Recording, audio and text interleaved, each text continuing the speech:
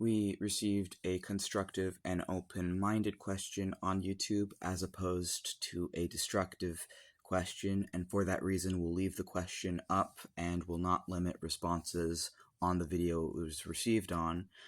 But we received the question, how do you actually experience spirits in your own life? And I think this would be a good one to do a video on because it would help other people also know how I personally, as a wizard, experience my spirits and also demons, since the video was about demons specifically. So for me, when I started doing witchcraft and things 4 years ago, it was very different, where at that time, I could not actually see or hear them. I could not see them visually in any way. I could not hear them in any way.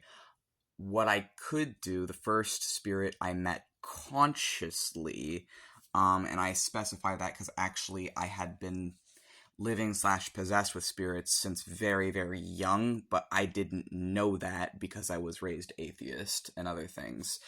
And also the way that the spirits who had been with me since childhood presented themselves was vastly different when I was an atheist versus how they present themselves now that I am spiritual. When we were an atheist, those parts of ourselves presented ourselves more as like aliens and robots, and we tried to stay subconscious and we tried to stay hidden, and we would attach ourselves to like story characters or comfort characters and sort of be like guides through those characters. But then when Max was now spiritual, they felt safe enough to show themselves as spirits, essentially. So we've always had spirits, but when we were atheist, they were essentially completely invisible to us. We had no knowledge of them consciously. They were entirely subconscious as opposed to conscious.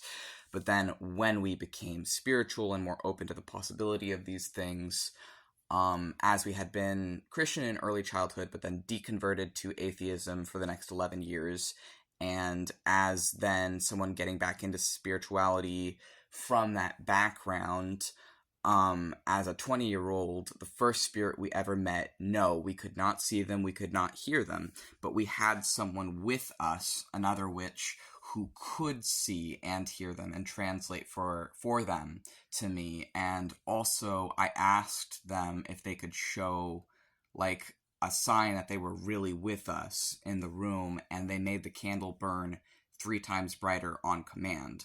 But they couldn't repeat the trick because they said it takes a lot of energy to do that, which I respect. And there was that experience, despite not being able to see or hear them myself, what they said, like through the translator, I knew this person I had known my entire life who was translating for them, and I knew they were not the one speaking. It was very, very blatantly obvious to me that what they were telling me was not them speaking. And the first spirit I ever met was a Jinni, and specifically a Martian Jinni who works under Al-Amar, who is the Jinn ruler king of Mars in Islamic lore. And they are a king that is also a warrior, and they have many different jinn working under them. And so, yes, this person, I drew them based off of the description I was given of them, because at that time I couldn't see them for myself, but I could draw them based off of the description I was given. And I drew a portrait of them. They look like a white elephant man with dreadlocks and red eyes and tusks and burns all over his body, is how they look. At that time, I couldn't myself actually hear or see spirits. But now, 4 years later, I can. I can actually hear and see spirits, but it's not the same as like how I would hear another physical person or see another physical person. It's not the same. I don't personally believe that spirits are physical except through possession and association. So I think if humans associate them with something, like if you associate a spirit with the sun, then they will become a part of the sun. Or if you associate a spirit with a rock, they will be that rock. Or if you associate a spirit with a tree, they will be that tree. But outside of that, I think they actually need to possess physical objects and physical people and animals in order to be physical.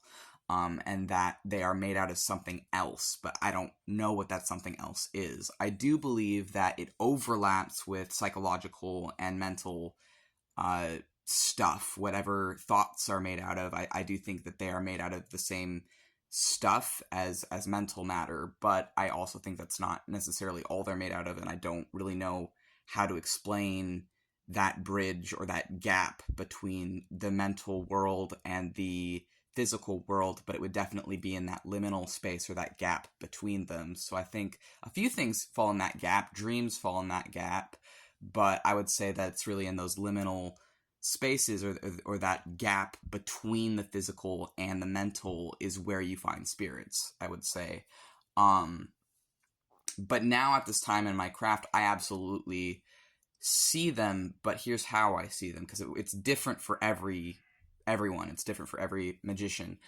When I touch the air and energy with them, the image of how they look is directly conveyed to my mind. So I have to like touch the air with them, and then I can see as I'm touching where I'm touching conveyed, like here. And I know that's like maybe confusing, but that's what it is for me, is I have to touch the air and then I can see it like here. And then the other thing is I can hear them now, but it's like an internal monologue. It's not the same as like, it's like telepathic. It's like I hear their thoughts and I hear their words directly. Again, like it feels kind of like here and here is where I hear it. And I know like how do I hear, or that's where it feels. That's where I feel it on my body. So you know, some people call that the third eye and the crown chakra. That's what I call it, just because I don't have another name for that. But that's where I feel it on my body when I hear and see them. And it's definitely different. Like, I don't personally hear them here, and I don't really see them here. I see them here, I hear them here. I can't explain that, but that's true for me. And with demons specifically, I would say they definitely feel different compared to how other spirits feel. Like, it's... Let me see if I can think of a...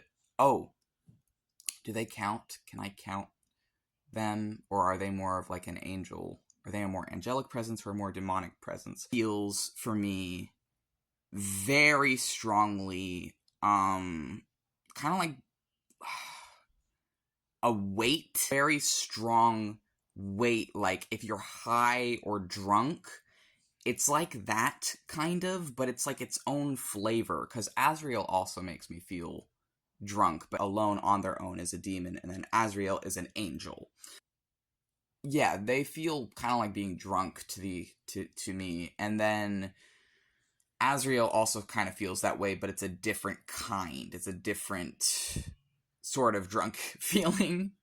And then King Belial feels like a weighted blanket to me. And they also sort of feel like a protective, fiery blanket. But yeah, so that is how that works for me personally.